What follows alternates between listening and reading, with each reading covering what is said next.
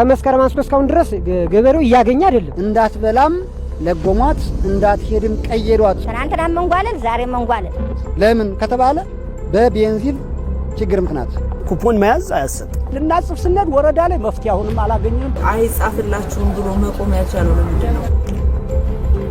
ይህን ጥያቄ ጠይቀናል።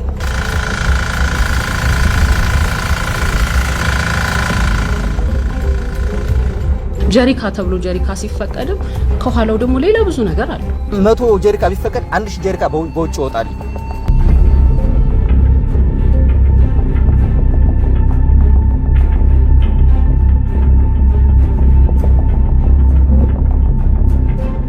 አምስት 150 እየገዛነ ነው። ያ ነጋዴው ምን ያገኘው ነው? ለ4 ሰዓት ለ5 ሰዓት ያሰልፉና አለቀ ይላሉ። የት ይገባል?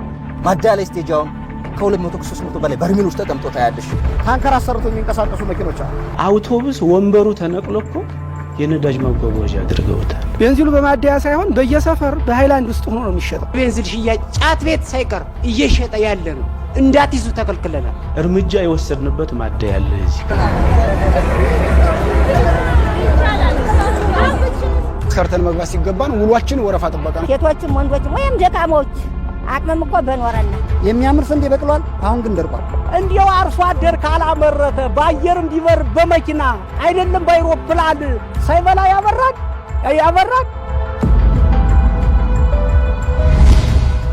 በዚህ የሚቀመጡ ባለሙያዎች እዚያቸው የጸዳ አይደሉም። 1500 ከፍሎ ይቀዳል። ለማን እንደሚከፍሉ አላውቅም። ያውም የኛ አባል ሆኖ እየሸጡ ያሉ በህገወጥ መንገድ የተያዘን ነዳጅ እኮ የሸጠ የኛ ባለሙያ ተገኝቶ አይደለም እዛ መሞዳሞድ ቀርቶ ማን ነው የሚጠየቀው? እኔም ግራ ይገባኛል።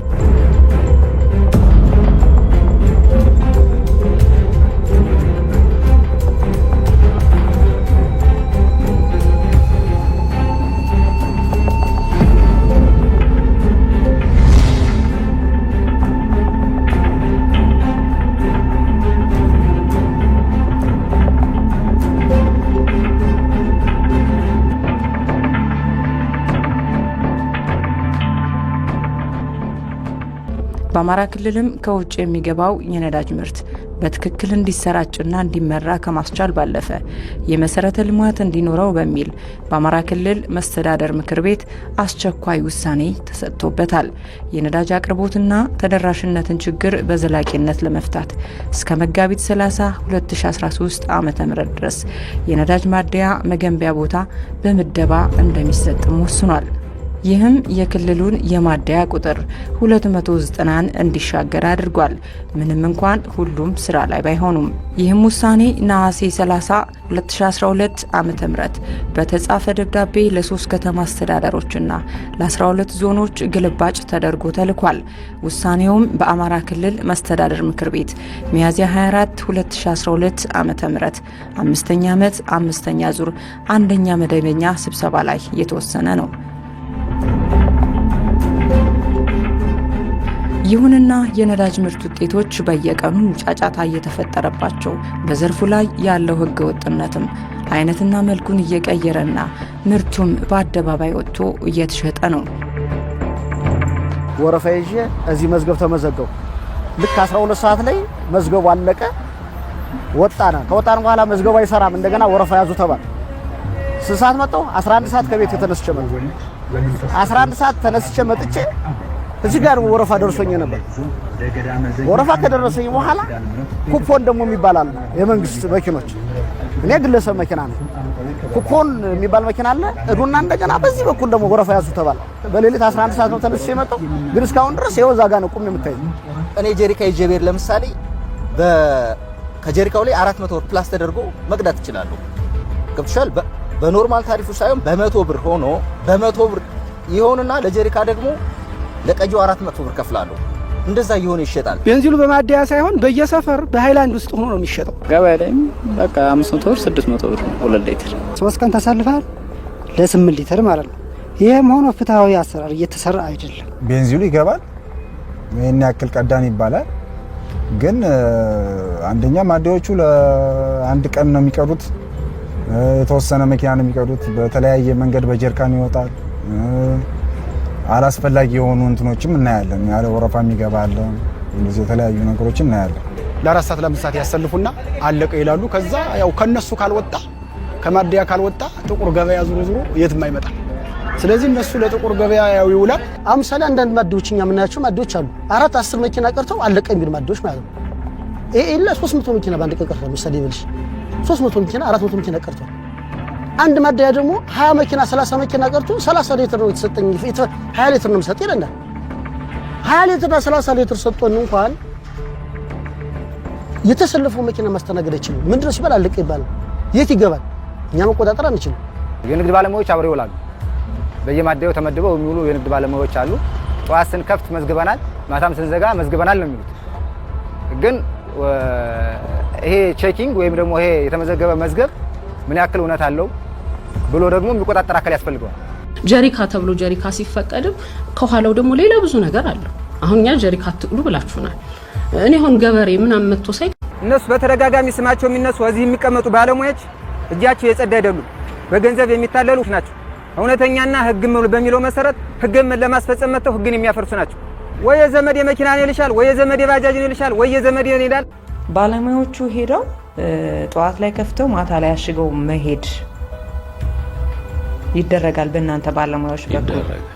ከዛ በተጨማሪ ኦዲት ይደረጋል ወይ? ለምሳሌ የቀዳው አንድ ቦቲ 46000 ሊትር አካባቢ መሰለኝ ይላል 45000 አካባቢ የመጣው ናፍጣ ወይም ቤንዚን ከተቀዳው ሊትር ጋር ተመሳክሮ የሚሰራበት አሰራር አላችሁ ወይ? ኦዲት ነው እሱን ነው አንደኛ።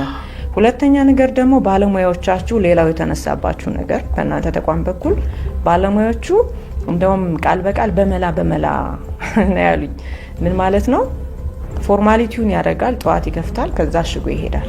ታንገሩ ውስጥ ያለውን የመለኪያ የምናምን ስርዓት ግን ቼክ አያደርግም ብቻ ሳይሆን ይነጋገራል ማደያዎች ጋር። ችግር ተገንተውባቸው የብር ቅጣትም ከተሰስርም የታገደዋል። እዚህ ከተማ ሌላ ከተማ ከተሰስር ማለት ጤናማ የሆነ አሁን ቅድም ያልሽው ኦዲት ስናደርግ ተገኘባቸው ችግር። እንግዲህ የሚሆነው ኦዲቱ ሲሰራ የተወሰነውን ባልተፈቀደ አሰራር ሽጠውታል ማለት ነው። ከተሰስር አግደናቸዋል። አሁንም እንደታገዱ ያለዋል። በግልጽ ልነግርሽ የምፈልገው ደጋግም የማነሳው የወቅታዊ የጸጥታ ችግሩ በተሟላ መንገድ ወደ ስራ እንዳንገባ የሚያደርግ የፈጠረው አንድ ነገር እንደተጠበቀ ሆኖ በዚህ ወቅት በተለይ ቤንዚን ላይ ባልተገባ ሁኔታ ወስዶ ለመሸጥ የሚፈልገው ቅድም አንቺ ያልሽው ተዋናይም የሚቆጣጠረው አካልም ተፋጠው ነው ያለው።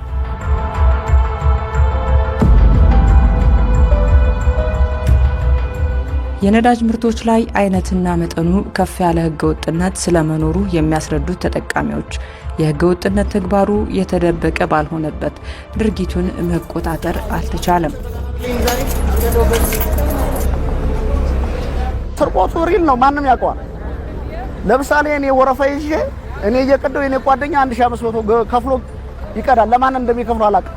ለምሳሌ አንድ ተሽከርካሪ 40 ሊትር ይይዝ ከሆነ ሌላ ሰብ ፊውል ታንክ ይጫንለትና ሞዶፊክ እሱ ላይ ብቻ እንዳይመስልሽ፣ ሞዶፊክ እሱ ላይ ብቻ ባጃጆቹ ራስ ሞዶፊክ መጫን ጀምረው ነበረ። 20 ሊትር ምናምን የሚይዝ እዚህ ከኋላ ከመሳፈሪያቸው ጀርባ ላይ ማለት ነው። ታንከር አሰርቶ የሚንቀሳቀሱ መኪኖች አሉ። ኢቭን የቤት መኪና ሆኖ ታንከር ውስጥ አሰርቶ የሚንቀሳቀስ መኪና እኔ እያንዳንዱ ጎዴ ላይ ይሰራል፣ እንደ ኮንትሮባንድ ዕቃ ይሰራል። የመጨረሻ ዋና ቁልፍ ችግር ያለ ንግድ ቢሮ ላይ ነው። ንግድ ቢሮ ይመጣል፣ ጀሪካ ይቀዳል፣ የኩፐን ይላል፣ ኩፐንን አሳየው እንጃባ ይልሻል። ህገወጥ ተግባር አለ። የቤንዚን እጥረት ካለማ ለምን ተሽከርካሪ ይንቀሳቀሳል? የምታዩት እንዴ መኪና እኮ አንድ መኪና ለምሳሌ እኔም ቁሜ አላቅም፣ ቤንዚኑን ከየት እንደማመጣው አላቅም፣ አይታወቅም እንጂ እኔም ቁሜ አላቅም፣ እንቀሳቀሳለሁ። በላክ ላይ ገዛለሁ፣ ምክንያቱም ላለመቆም ልጆችን ለትምህርት ቤት ለማድረስ ለኔም የሥራ የዕለት እንትን ለመንቀሳቀስ ብላክ ገዛለሁ። አሁን ምን ገዛበት አሁን ያለው ገበያ 47 እና 480 ነው ያለው። ማደያ ላይ 101 ብር ከ72 ሳንቲም ነው ህጉ የሚለው ማለት ነው። ግን እኛ በዛ መቅዳት አልቻልንም፣ ከአቅማችን በላይ ነው። መግባትም አንችልም፣ ማስቀዳትም አንችልም። ህገወጥ በጣም የበዛበት አሰራር ነው ያለ፣ በጣም ማለት ነው። ማደያ ላይ ስቴጅ አሁን ከ200 ከ300 በላይ በርሚሎች ተቀምጦ ታያለሽ። እነኛ በርሚሎች ለሪዘርቭ አይደለም፣ ሪዘርቭ ታንከር ላይ እንዲቀመጥ ይፈቀደው እኮ። ነገር ግን በርሚሎች ሌሊት ላይ ቤንዚን ስቶር ያደርጋሉ። ከዛ ለነጋዴ ወጥቶ ይሸጣል። ኖርማል እኮ እንደ ሞተር ዘይት እኮ በየሱቆች ስቴጅ እኮ የቤንዚን መሸጫዎች አሉ። ሞዴፊክ በፊት ነበረ ባጃጅ ላይ ሞዴፊክ በፊት ባጃጅ እየቀዳ ይሸጣል። እሱ አሁን የለም፣ አስነቅለናል። እያንዳንዱ አሁን ማደያ አሁን እዚህ ብትገቢ ማለት ነው ቼክ ማድረግ ትችላላችሁ። እያንዳንዱ ሞዴፊክ የተባለ ባጃጅ አንድ የለው። አሁን ምንድነው ያስቸገረን? ዳማስ 60 ሊትር ነው የሚይዙት። 60 ይቀዳሉ። ለማን ይሸጣሉ? ለባጃጅ። ባጃጅ ይረከብና ለማን ይሸጣል? ለኛ እንደገና አስመልሶ ይሸጥልን። አዛው ሮቴሽን ነው የሚሰራ። ገብቶሻል? መንግስት ያመጣል። አሁን ዋናው ትልቁ ሜን ፖይንት ምንድነው? የመንግስትና የማደያ ባለሀብት የጸጥታ ችግር ነው ያለው እዚህ ክልል ላይ ማለት ነው። 3 ቀን የተሰለኩ ትናንት ሲቀዳ ነበር። አሁን 200 ቢቀዳ ኑሮ ትናንት ይደርሰኝ ነበር። እንኳን 50 ቢቀዳ ይደርሰኝ ነበር። እዚህ ላይ ነው ያደርኩ አለች ባጃጅ አሁን እንደቆመች ናት። 42 ባጃጅ ቀዳ አቆመ በቃ። በክልሉ ሁሉም ከተሞች በሚባል ደረጃ በተለይም ቤንዚን ለማግኘት ተሰልፎ መዋል ማደር ከዚያም ደግሞ አልቋል የሚለው የማደያዎች ምላሽ ምሬት ከመፍጠሩም በላይ የህልውና ጉዳይ ሆኗል። እዚህ ስራ ላይ ያለነው ልጆች ወልደን እናሳድገን ትዳር አለን፣ ብዙ ነገር አለን፣ ቤተሰብ የምንረዳቸው አካሎች አሉ እና አሁን በዚህ በቤንዚን እጥረት ምክንያት አንደኛ እንዳንሰራ ሆኗል። ቤንዚን ለመቅዳት እኔ ቤቴ የመጣሁት ዲያስፖራ ነው። 11 ሰዓት ነው የመጣሁት። የፈጠረብኝ ተጽዕኖ ምንድነው? በስሬ ብቻ አይደለም በኔ ህይወት ላይም ተጽዕኖ ፈጥሮብኝ። ምክንያቱም ማታ ስመጣ ምን እንደሚፈጠርብኝ አላውቅም። ከቤቴ 11 ሰዓት ከፍቼ ስወጣ ምን እንደሚፈጠር አላውቅም። ቤንዚን በትክክለኛው ያገኘን ስላልሆነ እሱ ብቻችን ማስተዳደር ሰሚኩ። ዛሬ ለምሳሌ ሙስራ ነበረኝ እኔ እንግዲህ ከ12 ሰዓት ጀምሮ እስከ 10 ሰዓት መዋል ማለት እንግዲህ ምን ያህል ጊዜን እንደጎዳሁት ራሴ ነው የማውቀው። የዘግቼ ነው የመጣው ስራው። እንደገና የገቢ ባጃጅ ይዘን በጣም አስቸጋሪ ነው። እንዴት አድርገን እንቋቋም? እንደገና በሁለት ቀን አንድ ቀን ነው የምንሰራው። እንዴት አድርጎ እንቋቋመው? በጣም በስራችን ላይ ትልቅ እንቅፋት ሆኖብናል። ምክንያቱም ሰርተን መግባት ሲገባን ውሏችን ወረፋ ጥበቃ ነው። 2 ቀን ሁሉም ይጠብቃል። አንድ ቀን ብቻ 2 ቀን ሁሉም ይጠብቃል። ያንም አግኝቶ ደግሞ አለቀ ይባላል። ከዛም በኋላ ያው በጥቁር ገበያ እየገዛ ነው ሰው የሚሞላ። ምግብ ከምናገኘው ልክ ነዳጅ ማግኘት ነው አሁን እየተቸገርን ያለው። በጣም መምጫው አስቸጋሪ ነው የሆነበት። ነዳጅ ካለ ደግሞ አሁን ለምሳሌ ወጣ ብሎ ካለ ነዳጅ ከሌለ ግን አስቸጋሪ ነው። በጥቁር ገበያ ተገዝቶ 600 እና 400 ተገዝቶ ጭኖ ለማምጣትና ለህብረተሰቡ ለመከፋፈልም ራሱ አስቸጋሪ ነው። ታሪፉ እኛ ጋር እኮ ነው የሚጫነው። እኔ ለምሳሌ ልጆቼ እኮ ሰርቪስ ያመልጣቸው ምናምን ነገር 50 ብር ኮንትራት የሚይዘው ባጃጅ 100 ብር ነው አሁን የሚይዘው። ያውም ተንደላቆ በብላክ ስለገዛና ያዋጣም ይልሻል። እኛ ላይ ነው ፕላስ ያለው የሚጨመርብን እኛ ጋር ነው። ምን ገዶት ባለ ባጃጁማ ድሮ በኖርማን ፌርማታ የምትሳፈሪው በባጃጅ የነበረው ኮንትራት ካር ነው ሆነ አንሄድም ብላክ ስለገዛል ይሉሻል። ምንም አማራጭ የለሽም። ይኸው እንደምትሄን ተበዛቁለን ነው የምንኖር። ሌላ አማራጭ የለንም። አሁን እኛ መንግስት ወይ ባጃጁን ተረክቦ እንደ ሌሎች ሀገራት እንደ ድሬዳዋ ሌላ የኤሌክትሪክ ተሽከርካሪ በምንም አድርጎ ሰጥቶን ወደዛ የምንገባበት አጋጣሚ ካለ እንጂ አሁን በዚህ በቤንዚን እኛ እንተዳደራለን ብለን አንጠብቅም። ምክንያቱም ተስፋ የጨለመ ነገር ነው። በዋናነትም ማደያዎች፣ ትራንስፖርት ዘርፉ ላይ የተሰማሩ አሽከርካሪዎች፣ የመንግስት መዋቅሩና የታወቁ የህገ ወጥነት ተግባራት ላይ የተሰማሩ አካላት የዚህ ሁሉ ትርምስና ምስቅልቅል ባለድርሻዎች ናቸው። ምንጩን ለማድረቅ መጀመሪያ አሁን ለምሳሌ አሳን አጠፋለሁ ብለሽ ስታገኝ መጀመሪያ ምንድነው እርምጃ መወሰድ ያለበት? ባህርን ማድረቅ ነው አይደል? ስለዚህ ማደያው ላይ ያመጣል። በህግ እውቅና ተሰጥቶት በትእዛዙ መሰረት ያመጣል። ትእዛዙ ከመጣ በኋላ ግን ባለማደያ ባለሀብት ከዘበኛ ጀምሮ ጌታ ናቸው። ማንም አይናገራቸውም። መንግስቱ ነና ይላል ስትፈልጊ ማለት ነው። በቃ ጭራሽ ባጃጅ የሚባል ጭራሽ አናየም ነው የሚሉ። ለአንድ መኪና እንኳን እዚህ ባለሀብት ቢመጣ 1500 የመክፈል አቅም ስላለው ይገባል። እኔ ግን አልገባም መክፈል አቅም ስለሌለኝ ማለት ነው። መንግስትም ደግሞ ትክክለኛ ቁጥጥር እያደረገ አይደለም። አንድ እርምጃ እንኳን ተራምዶ ወደፊት ቁጥጥር እያደረጋ ነው ብለን አናምንም። ከተማው ላይ ያለው የማደያ ቁጥር በጣም ብዙ ነው።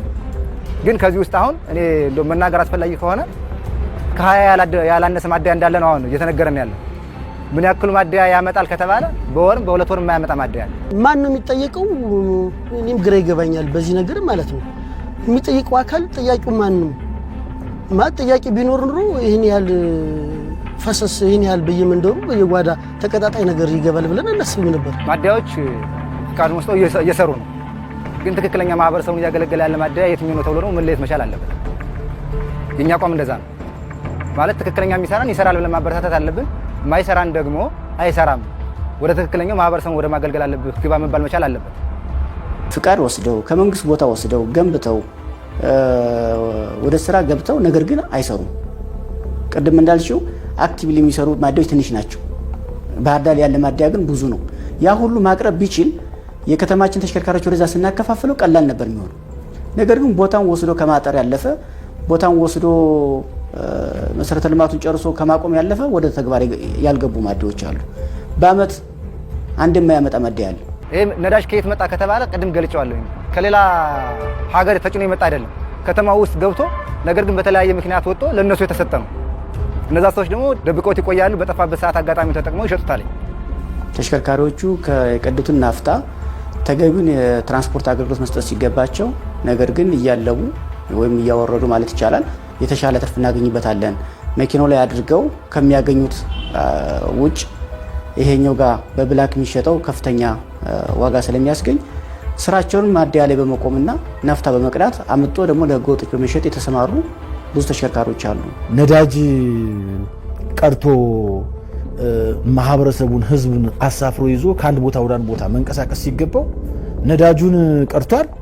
ነገር ግን ከሳልባትየው አውርዶ ሱቅ ላይ የሚቸረችርና እንደዛ የሚያደርግ እንትንም በስነ ምግባር ችግር ያለበትም ታገኛለሽ። እኛ ወዲያውኑ እርምጃ እንወስዳለን፣ እናስተካክላለን። አሁን ደግሞ እያደረግን ያለው ምንድነው የህዝብ ትራንስፖርት ማህበራት ከሆነ የህዝብ ትራንስፖርት ማህበራት አመራሮቹ በየቦታው ቁጥጥር እንዲያደርጉ፣ ከተማ ትራንስፖርት ከሆነ የከተማ ትራንስፖርት ማህበራት ላይ የስምሪት ባለሙያዎች አሉ። ቦታ ወረፋ ማስጠበቅ ብቻ ሳይሆን የነዳጅ ማደያ ላይ ታክሲዎቹ ነዳጅ ሲቀዱ በስነ ስርዓት እንዲቀዱ ማድረግ፣ የሚገባቸውን ኮታ በቀን እንዲያወጡና በድግግሞሽ በየነዳጅ ማደያው እየቀዱ ለሌላ ነገር እንዳያውሉ ቁጥጥር እያደረግን ነው። በዚህ 6 ወር ውስጥ 250,000 ሊትር ነዳጅ እኮ ይዘናል። እንደ ጥብቅ ክትትል ቁጥጥር እኮ ነው የሚደረገው። የሚገርምሽ አውቶቡስ ወንበሩ ተነቅሎ እኮ የነዳጅ ማጓጓዣ አድርገውታል። እኛ የያዝ ነው ማለት ነው። ከጸጥታ መዋቅሩ ጋር ተቀናጅተን የያዝ ነው። አውቶቡስ ነው የሚመስልሽ፣ ረዳት አለ፣ ግን ውስጡ በርሜል ነው የተጫነው፣ ተይዟል። ሚኒባስ ወንበሩ ተነቅሎ እስከ 9 በርሜል ድረስ የሚጭን ሆኖ ነው ያገኘነው። በክልሉ ያለው ህዝብ ቁጥር ከሚያስፈልገው ምርት ጋር የተናበበ ስርዓት አለመኖር፣ ዘርፉን የሚመሩ ተቋማት የቁጥጥር ስርዓት ጉድለት፣ ህገወጥነቱ መደበኛ የግብይት አይነት እንዲሆን ማድረጉን ተጠቃሚዎች ይናገራሉ። አቅርቦቱ ቢኖር ያው ትርፍርፍ ቢል ኖሮ ያው በብላክ በጥቁር ገበያ የሚሸጡት ሁሉ ገቢ ሆነው ለኛም ቶሎ ለተገልጋዮች እንጠቀምበት ነበር። እጥረት በመኖሩ ለጥቁር ገበያ ተጋልጧል። እጥረት በመኖሩ እና አንዳንድ ማደያዎች ላይ የቁጥጥር ማነስ ለጥረቱ ከፍተኛ ሚና ተጫውቷል። የቤንዚን እጥረት አይደለም፣ የፍትሃዊ ክፍል ማጣት ይመስለኛል። ፍትሃዊ ክፍል ማለት ብላኩ እየበዛ ነው ወይም ደግሞ የሆነ ሰንበድ የሆነ ሰዎች እየደበቁት ይመስለኛል እንጂ በእርግጠኝነት የቤንዚን ክፍል ይታጧል ትብል ገበያ ላይ እኮ የምታየው ነው። መንገድ ላይ ስታልፊ በየመንደሩ አለ፣ በየከተማ በየገበያው ሱቅ ላይ ማርኬት ላይ አለ እና የቤንዚን እጥረት ቢሆን ይህን ያህል በየቤቱ በየጓዳ ይገባል ተብሎ አይታሰብም። ማደያ፣ ንግድ ቢሮ፣ የጸጥታ አካል አሁን ለምሳሌ የዚህ ቀጠና የት ነው? 2ኛ ጣቢያ ነው አሉ። አቅማቸው በላይ ሲሆን ደግሞ የሚደውልላቸው አካል አለ፣ እረፍ ይባላል። ራሱ ተቋማችን የተቋቋመበት ዋናው ዓላማ ወንጀልን መከላከል፣ ህገወጥነትን መከላከል ነው። ስለዚህ እንደዚህ ያለ ህገወጥ ተግባር እያየን በጭራሽ ልናልፍበት አንችልም። ካለፍነው ከተቋቋምንበት ዓላማ ውጭ እየሆነ ነው። ነገር ግን አንዳንዶቹ ሁሎችንም ላንደርስባቸው እንችላለን። አሁን በየጣቢያው ብትንቀሳቀሱ የተያዘ ቤንዚን በሃይላንድ ብዛት ያለው በሁሉም ጣቢያዎች ጋር ይያዛል። በምናደርጋቸው ኦፕሬሽኖች አሁን አንዴ 18 ቦታ ላይ ልዩ ኦፕሬሽን ሰርተን ብዛት ያለው ቤንዚንና ናፍታ ያዘ።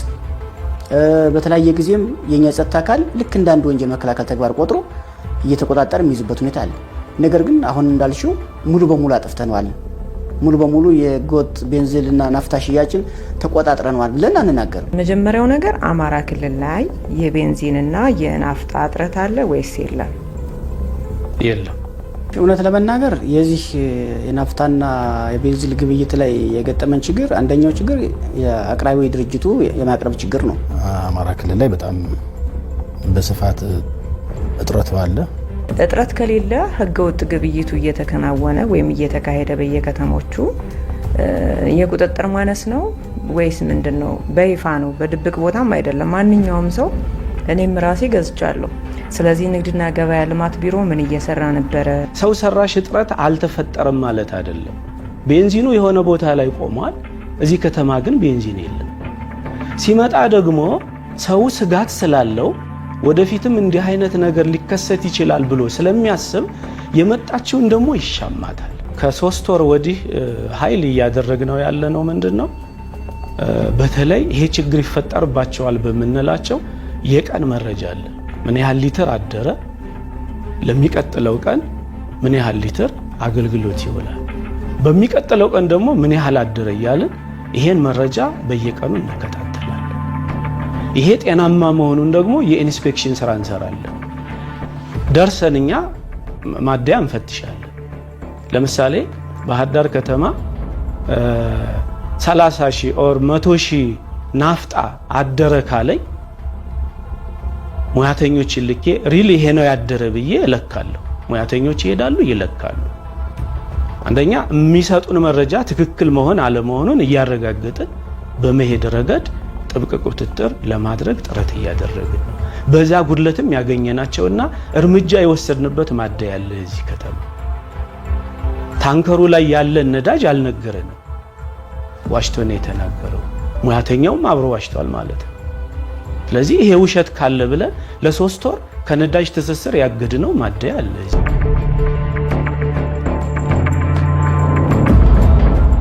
ነዳጅ ወደ ማደያዎች ደርሶ ከተራገፈ በኋላ የህገ ወጥ ግብይቱ ተዋናዮች ከጥበቃ ጀምሮ ነዳጅ እስከሚቀዱ ባለሙያዎች ድረስ ባለው ትስስር በሚደረግ የገንዘብ ድርድር ነዳጅ በህገ ወጥ መንገድ ለጥቁር ገበያው ይቀርባል። ቅድም እኮ አስቀመጥኩልሽ። እንዲህ አይነት አሁን ባለንበት የጸጥታ ችግር የአንድ ተቋም ብቻ ሊሆን ስለማይችል ሁሉም የድርሻችን እንወጣ ተብሎ አሁን እኮ ከጥረቱ ባሻገር ህገ ወጥነቱም አብሮ ነው ያለው። ጎን ለጎን እኮ ነው ያለው። ቤንዚኑን ምገዛበት እድል አለኝ። ገዝቼ በአትርፌ መሸጥ እችላለሁ። መንገድ ላይ እንዲህ ሃይላንድ ይዤ ቁጭ ብዬ ቀደም እንግዲህ ቀደም በደንብ ይዘሽኝ ከሆነ አንዳንድ ከተሞች አሁን ነው ሰላማቸው የተረጋገጠ። ከባህር ዳር ማደያዎች ወይንም ከጎንደር ማደያ ብቻ የሚወጣ ነዳጅ አድርገሽ እንዳትወስጂው።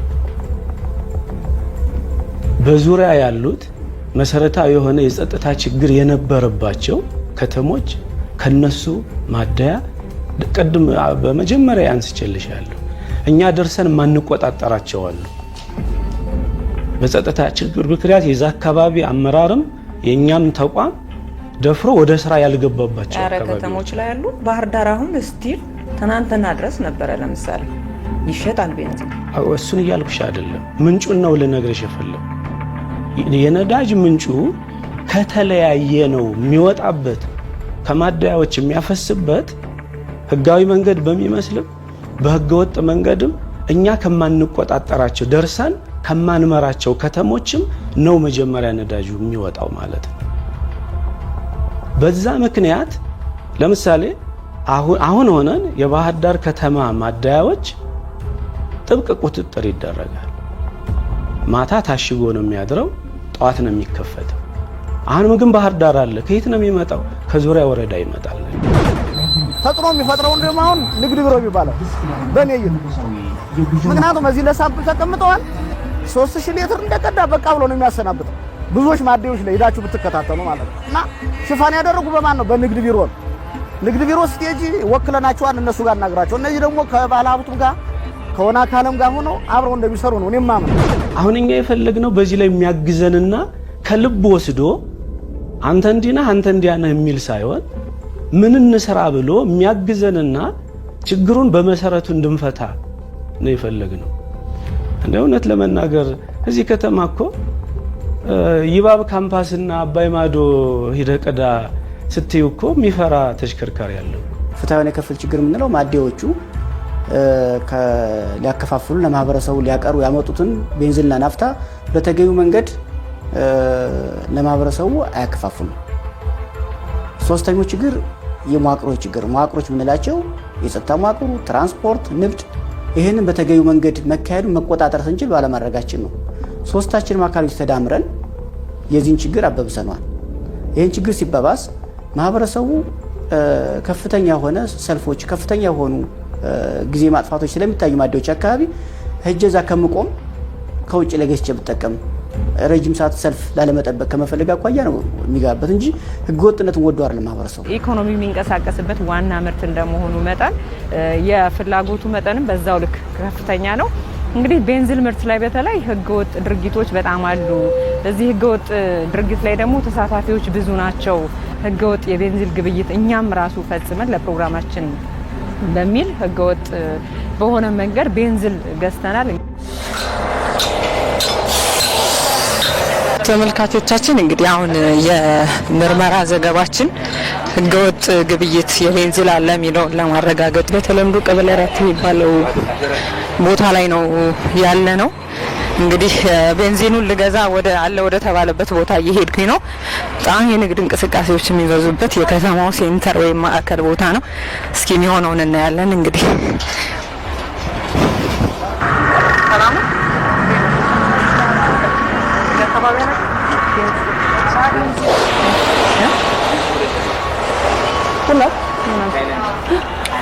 ስንት ብር ነው? ገባኝ። 2 ሊትር ነው እሱ ነው። እና ባለፈው 450 ነው ገዝቼ ነበር።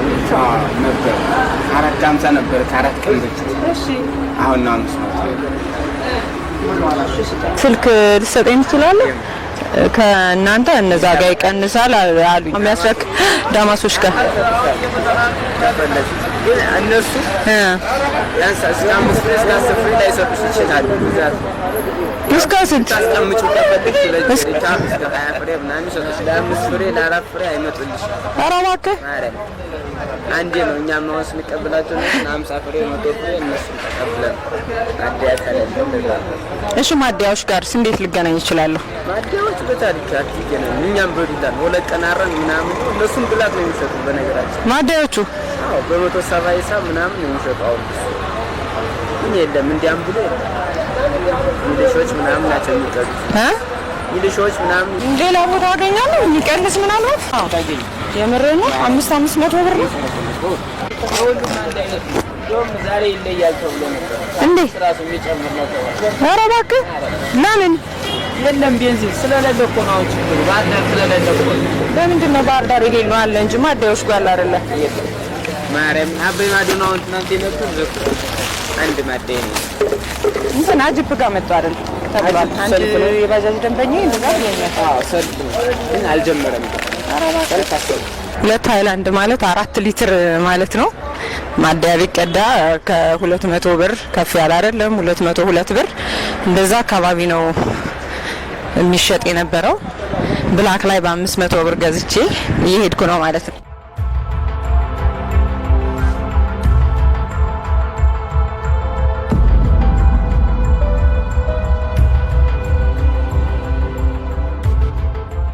እንግዲህ ተመልካቾች አሁን ደግሞ ቅድም ከነበርኩበት ሌላ ቦታ አለ ተብሎ ወደዛ እየሄድኩ ነው።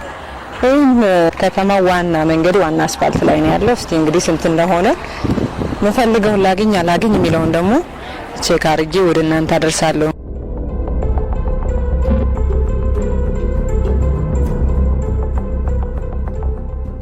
ምስሉ ብዙ ላይ ያግዘን ይችላል የተደብቄ ስለምሰራው። እስቲ እንግዲህ እንሞክር። እንዴናችሁ? አማኑ ቤንዚን ይኖራል? እንተንገባ ሁለት ስጠኞች ሁለት ላይ ንጹህ ነው እነሱ ፕላስቲክ ይጀናል ስትሽለፈረ ችግር የለውም። ቤንዚን ለኔ ኃላፊ ነው።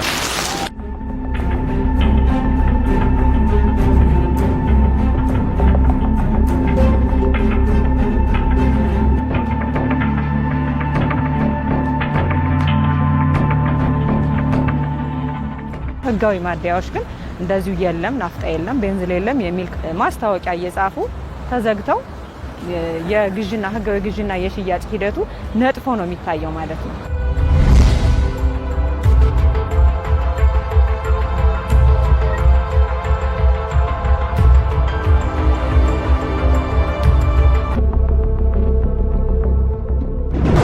በእኛ ተቋምም አንቺ ያልሽው ችግር አለ።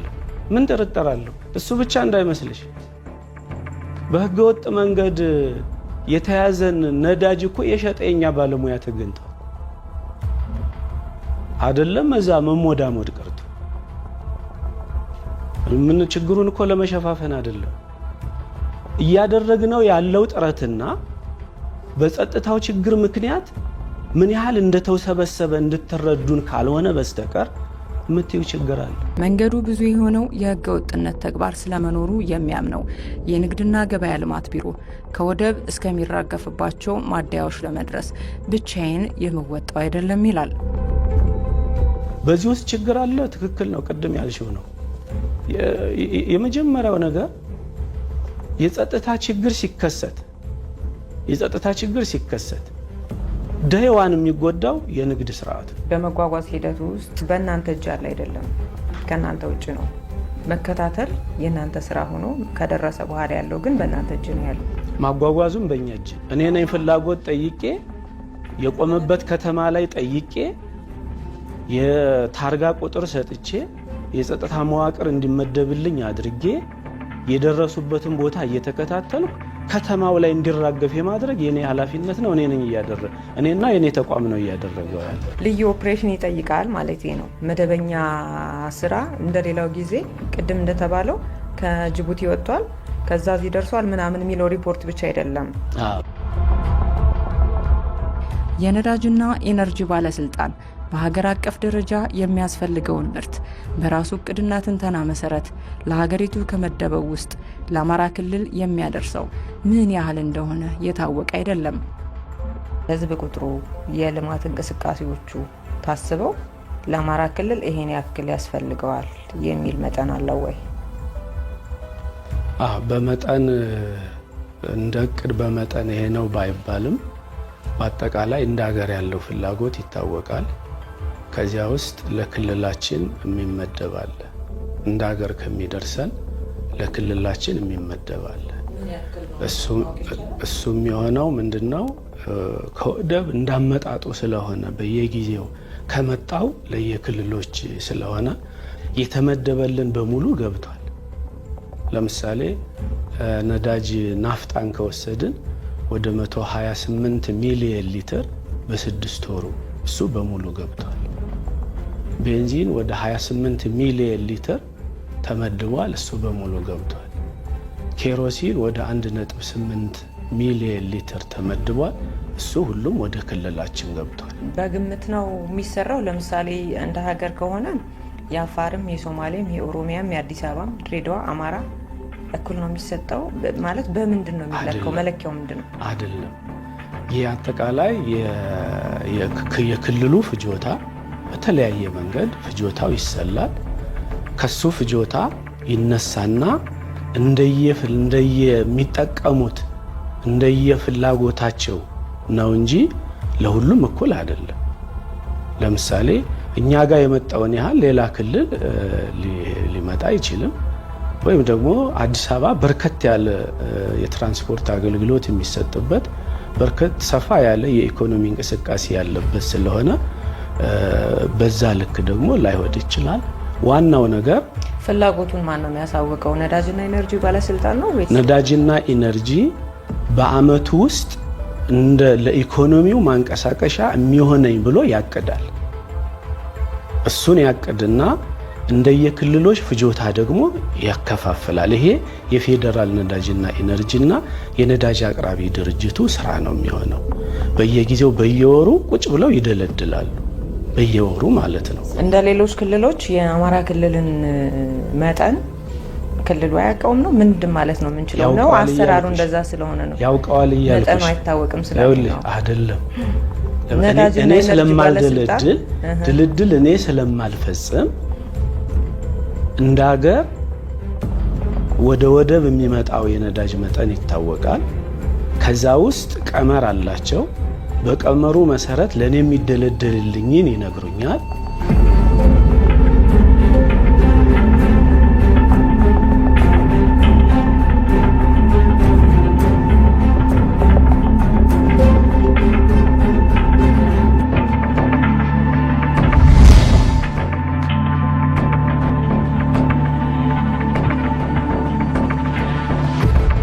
የዚህ ምርት መኖር አለመኖር ወይም እጥረት መከሰት የከተማውንም የገጠሩንም እንቅስቃሴ እስከ ማቆም ያደርሳል።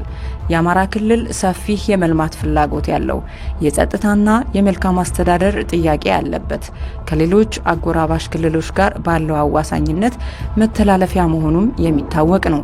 ይህም ማለት የትራንስፖርት ፍሰቱ የግብርና ምርቶች የሚገኙበትና ሀገራዊ ድርሻው ከፍ ያለ ነው ማለት ነው። ታዲያ የሚመጥነውን የልማት እንቅስቃሴ የሚያሳልጥበት ናፍጣና ቤንዚል ከፍላጎቱ ጋር ለምን ማጣጣም አልተቻለም? ክልላችን የሚገባው ቤንዚን እንደነገርኩሽ ኢኮኖሚውን ሊያንቀሳቀስ በሚችል አቅም ልክ ነው የሚገባው። አብዛኞቹ ባለማደያዎች እንግልት ስለሚደርስባቸው በማጓጓዝ ሂደት ወደ ክልላችን ነዳጅ ይዘው ለመምጣት ፍላጎት አጥተው ነበር በእጅጉ። ለምሳሌ ከ6 ወር በፊት ያለውን መረጃ ባነሳልሽ ወደ 298 ማደያዎች አሉን። ሪል አሁን ነዳጅ እያመጡ ያለ 220ዎቹ ብቻ ናቸው። የንግድና ገበያ ልማት ቢሮ የህገወጥ ተግባሩ ከክልሉ የጸጥታ መደፍረስ ጋር ያያይዘው እንጂ ማደያዎች ጋር ከተራገፈ በኋላ የሚደረገው ህገወጥ ዝውውር ግን የተደበቀና የማይታይ አይደለም። 2 ሊትር ሃይላንድ እስከ 600 ብር እስከ 550 ብር ይገዛል። ሰው ለምንድን ነው ህገወጥ ምርቱን የሚገዛው? የሚገዛ ስላለ ነው እና እነዛም የሚያወጡት። የምርት ችግር ከሌለ እጥረት ከሌለ ሄዶ ተሰልፎ መቅዳት የሚችል ከሆነ ያኛውን መንገድ ሰው ለምንድን ነው የመረጠው? 2-3 እጥፍ ለምን ይገዛል? አሁን እኮ ይሄ ቤንዚን እዚህ ከተማ ብቻ ነው አገልግሎት የሚሰጥ ብለን እኛ አንወስድ። በህገወጥ መንገድ አቅጣጫ ስቶ ሌላ ቦታ ይሄዳል። ከገዙ በኋላ አልበው ከሸጡ በኋላ እዚሁ ከተማ አስበሱ ብቻ ሳይሆን አቅጣጫ ስቶ ሌላ ቦታም እንደሚሄድ እያረጋገጥን የዚህ ፍላጎት ወደ ሌላ አቅጣጫም ይሄዳል። ይሄ ግልጽ ነው፣ ይታወቃል። ሌላ አቅጣጫ ማለት ለሌላ ከተማ ለሌላ ወረዳ አይደለም፣ እንደሱ ብቻ አይደለም። ስለዚህ አቅርቦቱ ላይ ችግር የለም ነው እያሉኝ ያሉ። አቅርቦቱ አንዳንዴ እኔ በማቀው ስራዬና በሴንሱ ሳስረዳ እሱን መውሰድ ጥሩ ነው። ለምሳሌ ክረምት ላይ ያሁኑን ያህል እጥረት አልነበረም፣ ችግር የለውም። ክረምት ላይ ለምን?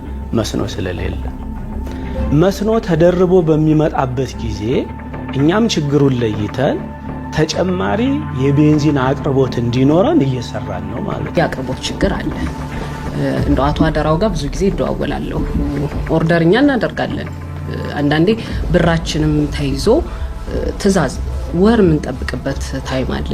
እንዳውም አንዴ ሂሳብ ሰራን።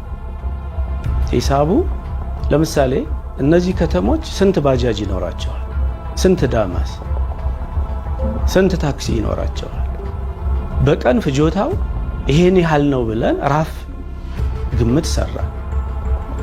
ስቲል አሁንም የሚመጣውና ፍላጎታቸው የሚመጣጠን ሆኖ ነው ያገኘው። ደላስት ያዘዝነው ናፍጣ ነበር። ይሄ አሁን ዋጋ ሊጨምር ሲል ኦልሞስት 20 ምናምን ቀን ነው ጅቡቲ ወደ 10 ምናምን ቀን መኪናው ገብቶ ቆሞ፣ በዛ ላይ አሁን ካምፓኒዎችን መኪኖችም አቶ በላቸው እንዳለው እየመጡልን አይደለም። ነዳጅ በበቂ ካለ እኮ ምን ያደርገዋል? ምንም ያደርገው የሚጠቀመው ማን ነው?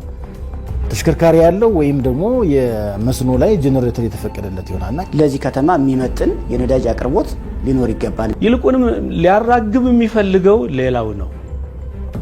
ነገሩን ጫጫታ እንዲፈጠር፣ ሌላ ተአምር እንዲፈጠር የሚያደርገው ሌላ ተልእኮ ያለው አካል።